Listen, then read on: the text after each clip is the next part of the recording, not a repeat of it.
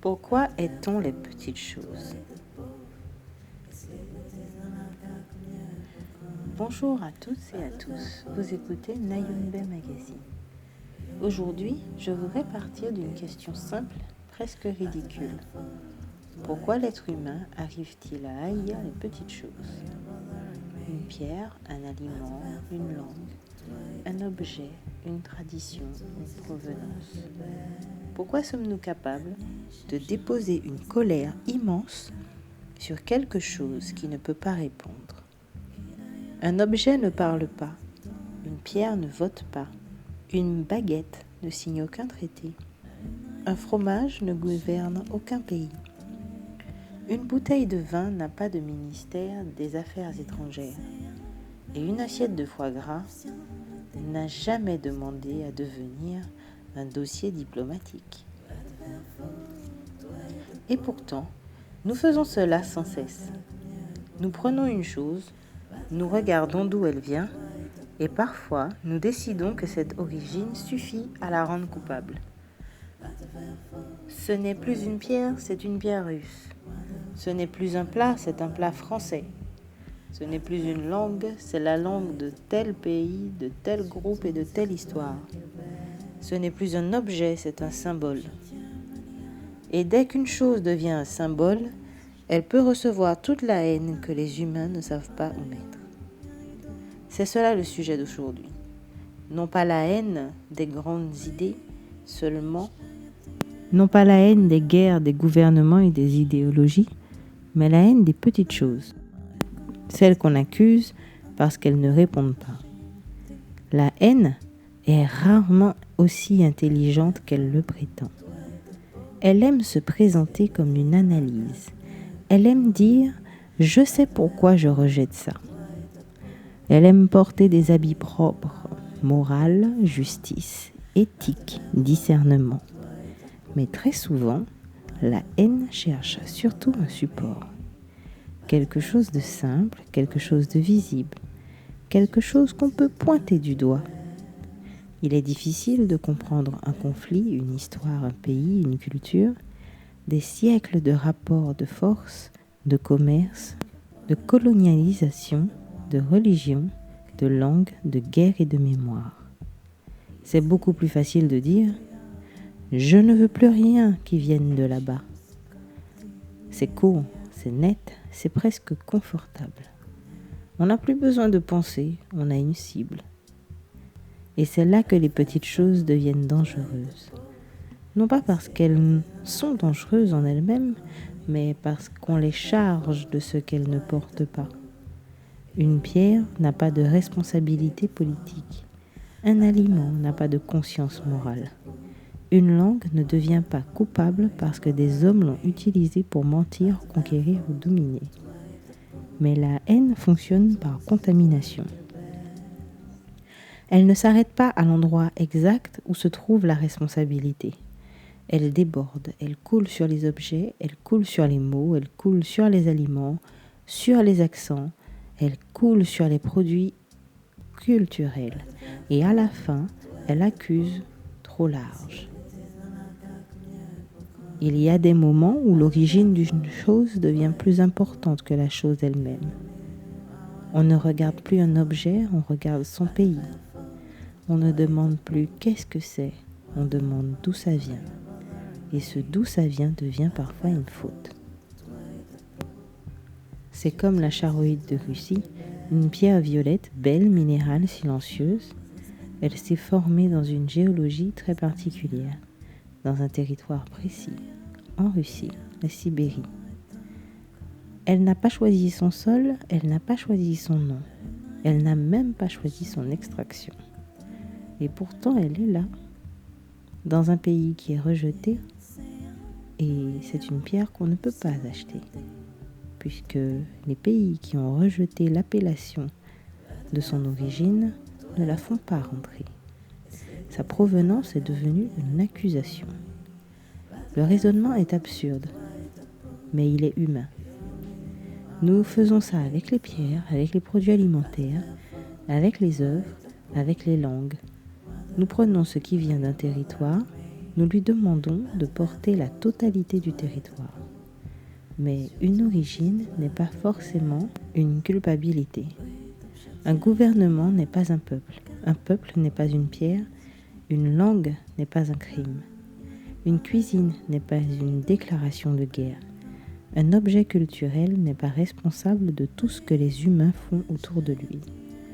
Cela ne veut pas dire qu'il ne faut jamais boycotter. Cela ne veut pas dire qu'il ne faut jamais réfléchir à ce qu'on achète. Cela ne veut pas dire qu'il ne faut jamais poser de questions économiques, politiques ou morales. Au contraire, mais il faut viser juste. Refuser de financer une industrie précise, c'est une chose. Détester tout ce qui vient d'un pays, c'en est une autre. Et la contamination va très vite. Et cesse de penser. L'un peut être un choix politique, l'autre devient cette contamination. Il existe aussi des interdictions qui ne disent pas leur nom. Elles ne passent pas toujours par une loi, elles ne s'écrivent pas toujours dans des textes officiels, elles ne portent pas non plus un tampon administratif. Parfois, elles commencent beaucoup plus discrètement. Un produit disparaît d'un rayon. Un commerçant n'ose plus la commander. Une enseigne préfère éviter les polémiques. Une clientèle a été habituée à regarder ce produit comme une faute. Et peu à peu, le produit reste légal en théorie, mais devient presque absent en pratique. C'est ce que j'appelle une interdiction invisible. Le produit existe encore, mais il n'est plus là. Et quand il n'est plus là, les gens ne savent même plus vraiment ce qu'il est. Ils en parlent par image, par slogan, par accusation, mais ils n'ont plus la matière devant eux. C'est là que la confusion devient très intéressante, parce qu'une société peut rejeter un produit tout en adorant ses versions transformées, édulcorées, déguisées. Et c'est exactement ce qui nous amène au foie gras. Parlons un peu de cuisine. Et parlons franchement. Beaucoup de gens disent « J'adore le foie gras ». Mais parfois, ce qu'ils aiment, ce n'est pas le foie gras. Ce qu'ils aiment, c'est une terrine, un bloc, une mousse, un pâté, une préparation froide, douce, tartinable, assaisonnée, posée sur un toast avec une figue, un chutney ou un petit verre à côté pour faire sérieux. Et attention, il n'y a pas de honte à aimer ça. La mousse de canard peut être très bonne. La terrine peut être très bonne. Le pâté peut être très bon. Mais ce n'est pas exactement la même chose que le foie gras cru à poêler. Le vrai foie gras, c'est autre chose. C'est un produit brut, chaud, saisi, doré, fondant, dense, très riche, très direct. Il ne se cache pas derrière une texture fouettée. Il ne se rend pas aérien pour plaire. Il ne fait pas semblant d'être léger. Il arrive dans l'assiette avec son gras, sa puissance, son goût et son caractère. Et là, soudain, le discours change. « Ah, c'est trop riche. Oh, trop gras. Ah, je te jure, moi, je peux pas. Oh, je trouve ça écœurant. Ce n'est pas pour moi. » Et j'en passe. C'est là que le paradoxe devient intéressant. Parce que la même personne qui disait aimer le foie gras peut se régaler devant une mousse de canard, puis reculer devant du foie gras poêlé. Ce n'est pas forcément de l'hypocrisie, c'est souvent une confusion. Elle n'aime pas le produit brut, elle aime sa version rendue acceptable. Elle aime la mousse, le nuage, la texture douce, le produit déjà domestiqué. Mais devant le vrai produit, le discours change. Et cette petite histoire culinaire raconte quelque chose de beaucoup plus grand. Peut-être que nous faisons souvent cela avec le réel. Nous disons aimer une chose, mais seulement lorsqu'elle a été transformée pour ne plus nous déranger. Nous aimons la vérité lorsqu'elle est bien présentée. Nous aimons le terroir lorsqu'il est chic. Nous aimons le produit lorsqu'il est déjà apprivoisé. Nous aimons la tradition lorsqu'elle arrive emballée, décorée, adoucie. Cela ne veut pas dire que, dans le cas du foie gras, le produit ne soit pas chic. En soi, pour pouvoir manger du foie gras, il faut également avoir un porte-monnaie très chic. Mais, dès que la matière devient dans sa densité, nous reculons. Alors oui, la mousse de canard est douce, le foie gras poêlé est frontal. Et parfois le frontal révèle ce que le discours cachait. Ce qui est important ici, ce n'est pas de forcer tout le monde à aimer le foie gras. Tout le monde n'a pas à aimer le foie gras poêlé. Certains n'aiment pas la texture, le gras, le goût, et refusent le produit pour des raisons éthiques. Cela se discute. Le problème n'est pas de ne pas aimer. Le problème, c'est de mal nommer. Aimer la mousse de canard, ce n'est pas forcément aimer le foie gras. Aimer une terrine, ce n'est pas forcément aimer le produit brut. Aimer une version transformée, ce n'est pas forcément aimer la matière elle-même. Et c'est pareil ailleurs. Détester une politique, ce n'est pas détester un peuple. Critiquer une pratique, ce n'est pas humilier une culture entière. Refuser une industrie, ce n'est pas salir tout un territoire. Parler une langue, ce n'est pas porter toutes les fautes des hommes qui l'ont utilisée. Nommer correctement, c'est déjà éviter une violence, parce que beaucoup de violences commencent par la confusion. On confond un produit avec un pays, on confond une langue avec une idéologie, on confond un gouvernement avec un peuple, on confond une pratique avec toute une culture. On confond une mousse de canard avec du foie gras. Et quand on nomme mal, on juge mal. Quand on juge mal, on finit par haïr trop large. La précision des mots est une forme de justice. Ce n'est pas un détail. C'est une manière de ne pas condamner ce qui n'a pas à l'être.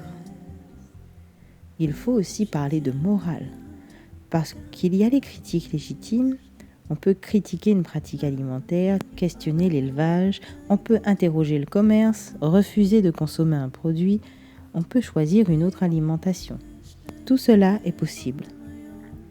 Mais il y a un moment où la critique devient autre chose. Elle ne cherche plus à comprendre, elle cherche à humilier. Elle ne dit plus « je conteste cette pratique ». Elle dit « ce peuple est barbare ». Et là, on a quitté l'éthique. On est rentré dans la haine culturelle. C'est une chose de dire « je refuse ce produit », c'en est une autre de dire « les gens qui mangent ça sont des tortionnaires ». La première phrase est un choix. La deuxième est une condamnation collective. Et la haine moderne aime beaucoup se déguiser en morale. Elle ne dit pas toujours « je hais ». Elle dit « je suis du bon côté »,« je suis plus conscient ». Je t'assure que je suis plus pur. Je vous assure, je défends le bien. Mais parfois, sous ces mots très propres, on retrouve une vieille chose beaucoup moins noble, le mépris.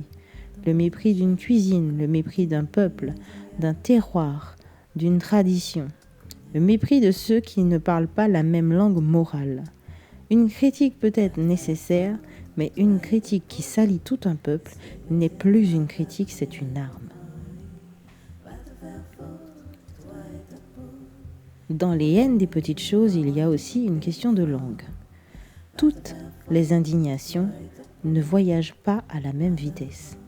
Un discours formulé en anglais, par exemple, peut se diffuser très vite dans le monde. Il n'y a pas toujours besoin d'être traduit. Il circule sur les réseaux, dans les médias, dans les campagnes militantes, dans les slogans internationaux. Cela ne veut pas dire qu'il est faux, mais cela ne veut pas dire qu'il est vrai aussi. Cela veut dire qu'il va vite. Et quand une accusation va plus vite que la nuance, elle prend souvent la première place. La nuance, elle, arrive plus tard. Elle doit expliquer, traduire, contextualiser.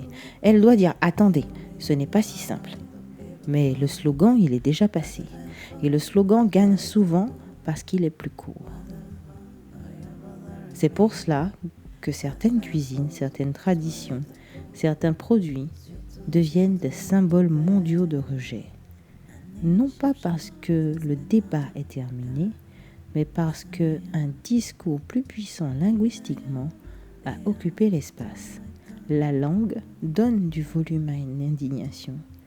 Et quand ce volume devient norme, il peut écraser les détails. Le cas des langues montre le même problème. Une langue peut être une passerelle, elle peut permettre à des gens de se comprendre, elle peut traverser des frontières et relier des personnes qui n'ont pas la même origine. Mais une langue peut être aussi transformée en prétexte. On peut lui demander de porter une identité fermée, on peut lui demander de trier les gens, on peut lui demander de dire qui appartient et qui n'appartient pas. Le problème n'est pas la langue elle-même, le problème c'est ce qu'on lui demande de faire. Une langue ne devrait pas être haïe parce que certains l'ont utilisée comme outil de domination.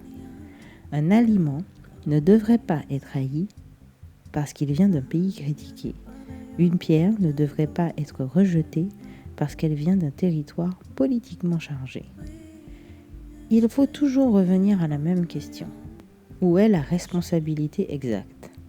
Si la responsabilité est humaine, alors elle doit rester humaine. Ne la déposons pas sur les objets. Ce qui rend tout cela presque tragique, c'est que les petites choses ne peuvent pas répondre. Une pierre ne peut pas dire « je ne suis pas un gouvernement ». Un plat ne peut pas dire « oh, je ne suis pas du tout ce peuple ». Une langue ne peut pas dire « je ne suis pas responsable de tout ce qui m'utilise ». Une mousse de canard ne peut pas dire « pardon, mais moi je suis du foie gras poêlé ». Alors, il nous revient de répondre à leur place. On ne parle pas de sanctification ou d'interdire la critique, ni de dire que tout se vaut et que tout doit être accepté. Mais pour empêcher la confusion, car la confusion est l'une des nourritures préférées de la haine aime quand les mots sont flous. Elle aime quand les catégories débordent, quand on met tout dans le même sac. Elle aime entendre « c'est pareil ». Mais non, justement, ce n'est pas pareil. La mousse de canard n'est pas le foie gras poêlé. Un peuple n'est pas son gouvernement. Une langue n'est pas une idéologie et la provenance n'est pas une faute automatique. Un objet n'est pas coupable. Dire cela, ce n'est pas être naïf, c'est être précis. Et parfois, la précision est la seule chose qui nous sépare de la haine. Alors peut-être qu'à la fin, il faut rendre les choses à leur silence. Rendre la pierre à la pierre, le pain au pain, le vin au vin, le fromage au fromage et le foie gras au foie gras. Rendez la mousse de canard à la mousse de canard et rendre aux humains ce qui appartient aux humains. La responsabilité, le discernement, la faute parfois, la pensée toujours. Les objets peuvent porter une histoire, un terroir, une mémoire, une beauté, mais ils ne doivent pas porter nos haines à notre place. Lorsqu'une société commence à haïr les petites choses, elle doit se demander ce qu'elle ne veut plus regarder en face. Parce que derrière chaque objet accusé, il y a souvent une responsabilité déplacée. Derrière chaque produit rejeté sans nuance, il y a souvent une pensée paresseuse. Derrière chaque provenance salie, il y a souvent une haine qui cherche à se donner bonne conscience. Et derrière chaque confusion, il y a une invitation à mieux nommer. Pourquoi est-on les petites choses ? Peut-être parce qu'elles sont faciles à accuser. Elles ne répondent pas, ne se défendent pas. Elles ne contredisent personne. Elles restent là, silencieuses, pendant que nous projetons sur elles nos guerres, nos peurs, nos morales, nos dégoûts, nos raccourcis. Mais ce silence devrait nous obliger. Si une pierre ne peut pas répondre, il faut penser mieux. Si un plat ne peut pas répondre, il faut nommer mieux. Si une langue ne peut pas répondre, il faut distinguer mieux. La haine n'a pas toujours besoin d'un ennemi vivant. Parfois, leur objet suffit. Mais si l'objet ne peut pas répondre, alors il nous reste une seule responsabilité. Ne pas faire parler à la place de nos propres violences des objets, des plats, des langues que nous utilisons au quotidien. Merci d'avoir écouté Nayunbe Magazine. À très bientôt.